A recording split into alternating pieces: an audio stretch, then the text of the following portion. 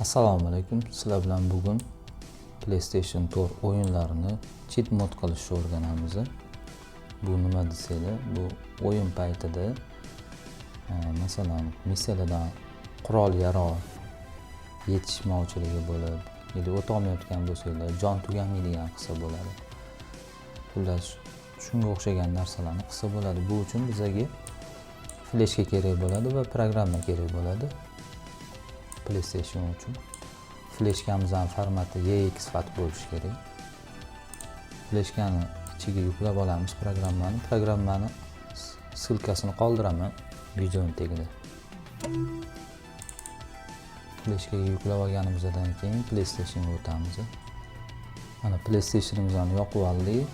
Ham proshivkani обязательно yoqib olish kerak. Aytib o'taman, bu faqat proshivkali PlayStation uchun. Proshivka bo'lmaydigan PlayStationlarda ishlamaydi bu. Xenni yoqqanimizdan keyin ustanovka qilib olamiz. Menda o'zi ustanovka bo'lgan. Package Manager ustanovka qilasizlar. Ustanovka bo'ladi. Ekranda paydo bo'ladi. Mana Cheat Manager. Cheat Managerga kiramiz.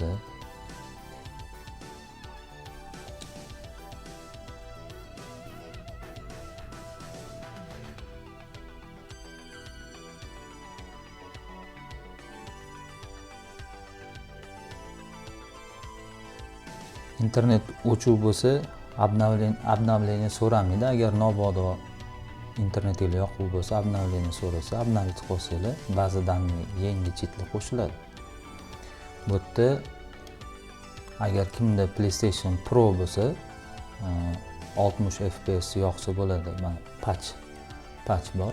Kirsanglar, o'sha patchlar ishlaydi mana shu o'yinlarda. Hamma o'yinlarning mana patchlari shu yerda bo'ladi. 60 FPS ni razblokировать qiladi. Bizga hozir patch emas, bizga hozir cheat muhimroq. Bu yerda cheatlar qaysi o'yinlarga, qaysi versiyada cheatlar borligini ko'rsanglar bo'ladi. Mana hamma masalan sizlarning уже o'yininglar bo'lsa, PlayStationda skachat qilingan o'yin 3 burchak knopkani bossanglar, o'yininglar uchun cheat kod bormi yo'qmi sразу chiqarib beradi. Menda bor. Masalan, один из нас Tashima, Vedmak 3, RDR. Masalan, RDRda Kusa 08 519 01.29 versiya bo'lishi shart. Bo'lmasam ishlamaydi. O'zi ko'rsatib qo'ygan. Agar shunaqa o'yin qayerdan topamiz, identifikatsiyasi to'g'ri kelishini qayerdan topamiz, qayerdan bilamiz desanglar, uni ham ko'rsatib o'taman hozir. Birinchi skachat qilishinglardan oldin, o'yinni skachat qilishinglardan oldin общий ko'rib olinglar. Masalan, mana qilib ba'zidan ko'rib olsa bo'ladi. Masalan, Assassin o'ynamoqchi bo'lsanglar, masalan, mana shu versiyasi bo'lsa, Origins Kusa 05.855 identifikatsiyali 01.41 versiyada cheat kod bor deyapti. Именно shu versiyani skachat qilib identifikatsiyasi bilan Assassin's Creed'ni ustanovka qilsanglar, cheat ishlaydi. Va hokazo bu yerda yana hamma o'yinlar bor, patchdek. Mingtadan oshiq mana masalan Battlefield 1, Tor 5 masalan 1ga mana ko'rsanglar bo'ladi, mana modlarini уже. Buni skachat qilmaysizlar, prosta bu nimaga ichini kirib tekshirib olasiz. O'zingiz uchun tekshirib olasizlar, qaysi versiyani skachat qilish, identifikatsiyalari hammasi to'g'ri kelishi uchun, bu yerdan ko'rib olishingiz uchun tushuntirib o'tyapman. Ko'rib уже o'yinlarni internetdan, masalan bizning o'zimizdan ham Telegram kanalimiz bor. Kanalimizdan ko'rib skachat qilaverasizlar kursi. Identifikatsiyani qayerdan ko'rish hozir sizlarga o'rgatib o'taman va keyin o'yinga kirib modni ko'rsataman, cheat modni ishlashini. Hozir chiqib ketib turamiz. Henga kirsanglar ikkinchisiga tushamiz, cheat settings. Keyin oxirsiga tushamiz, bosamiz, ikkinchisiga tushib bosib yoqib qo'yamiz. Yoqqanimizda mana identifikatsiyasini ko'rsatyapti. O'yinlarni KUSA 08519 masalan kodi. Horizonniki KUSA 24705. Versiyalarini mana option knopkasini bossanglar chiqadi. Oxirsiga tushib versiyasini ko'rsangiz bo'ladi. Mana 1.0 Horizon versiyasi va KUSA 24705. Bunga bor cheat kod. Keyin ko'rib bo'lganlardan keyin yana qaytib cheat settings kirib identifikatsiyani o'chirib qo'yaverasizlar. Hozir RDR sinab ko'ramiz. RDR yengisigacha qo'ygan sekin kiradi. Tashimani ko'ramiz hozir.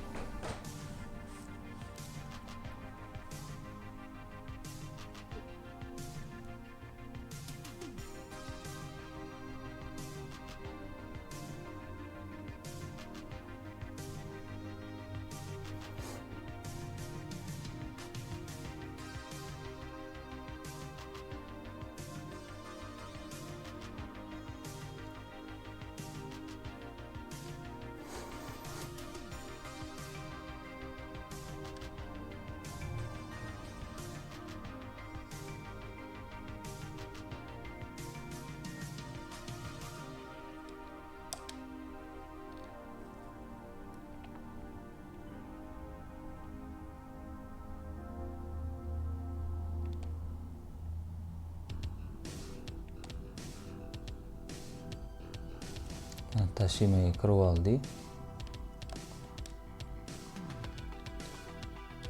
Shuni optionni bosib turamiz.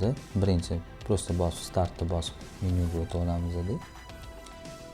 O'tmasanglar ham bo'ladi, shart emas. Primoy o'yinni ichida ham qilsanglar bo'ladi. Men prosta pauza qilib turib keyin yoqaman. Cheat modni. Cheat modni yoqish uchun joystickda share degan knopka bor. Shuni bosib turasizlar. Qo'yib olmaysizlar, bitta bosib tursanglar chiqadi mana. Mana hamma cheatlar mana chiqib keldi. Mana shu o'yinni tushima uchun mana cheat kodlar bo'ladi. Mana yoqsanglar ishga tushadi.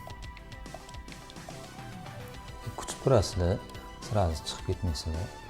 O'zingizlarga xohlaganinglarni yoqasizlar, xohlaganinglarni o'chirib qo'yasizlar. Masalan, pul kerakmi, jon kerakmi, imini jon kerak bo'lsa, faqat jonni o'zini yoqib qo'yasizlar. Masalan, оружие kerak bo'lsa, оружиeni joni kerak bo'lsa, оружие qolganlarni o'chirib qo'yib, donalab yoqsanglar bo'ladi. Hozir oxirigacha yonmasa, bo'ldi, yonib oldi. Endi nazar qilamiz. Cheat mod. Cheat ishga tushib bo'ldi o'zi. Bemalol o'ynasa bo'ladi.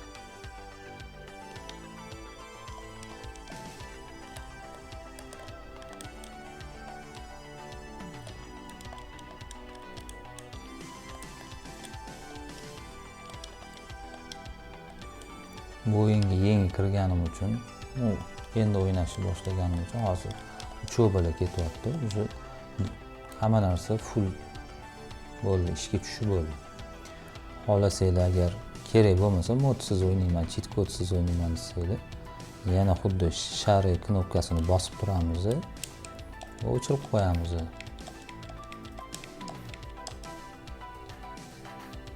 Kutib turamiz o'tishini, hammasi o'chib chiqishini, donalab o'chib chiqadi. Keyin bir xilsda o'yin paytida missiyalardan o'tayotganda cheat kodni terib qo'ygan bo'lsanglar, yoqib qo'ygan bo'lsanglar, qora ekran bo'lib qolishi mumkin. Masalan, missiyadan missiyaga o'tayotganda. O'shanda o'chirib turasizlar cheat kodni, o'tib ketib, yana davom etib ketaveradi. Davom etishi bilan sразу yana yoqib olsanglar bo'ladi. Masalan, жизнь после o'ynayotganimda menda shunaqa bo'ldi. aytib o'tish kerak. Bu minus taraflarini ham aytib o'tdim. Minus deb ham bo'lmaydi. Prosta agar sizlarda ham shunaqa bo'lib qolsa, mabodo qolgan hamma o'yinda ham ishlayveradi. Mana shunaqa qilib xohlasanglar, Vedmakda ham masalan kiradigan bo'lsanglar, xuddi shunaqa ishlaydi. Getada ham hamma o'yinni mana shunaqa qilib o'ynasanglar bo'ladi. Kimgadir yoqqan bo'lsa, videomizni like bosib qo'yinglar. Sizlarga kattakon rahmat. Xudo xolasa yana videolarni qo'ldan kelgancha vaqt bo'lganda qo'yib borishga harakat qilamiz. Bizani tomosha qilib boringlar. Rahmat hammanglarga.